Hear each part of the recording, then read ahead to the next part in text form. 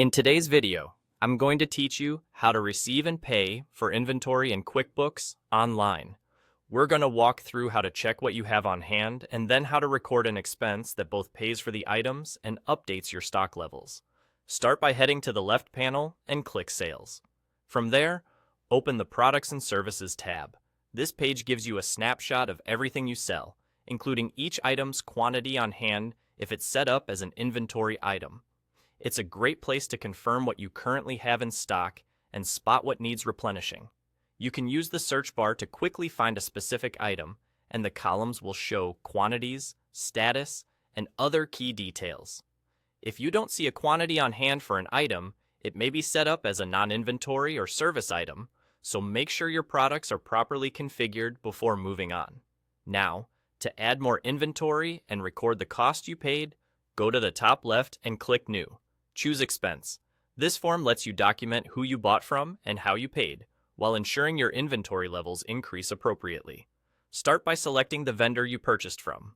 Next, choose the payment account you used, such as your bank or credit card, and pick the payment method. Confirm the date so the cost and quantity update on the correct day, and add a memo if you want extra clarity for future reference. Scroll to the Item Details section on the expense form. Add the inventory item you're replenishing and enter the quantity you bought.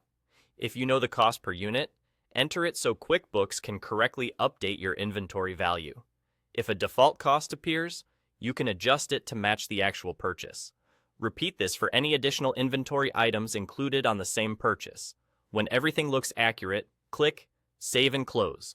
QuickBooks records the purchase as an expense and, at the same time, updates your on-hand quantity. To verify, you can check the expense transaction list to see the new entry you just created. Then head back to Sales, open Products and Services, and you'll see the quantity on hand has increased for the items you added. This keeps your stock levels and costs aligned, which is essential for accurate reporting and cost of goods sold. That's all there is to it.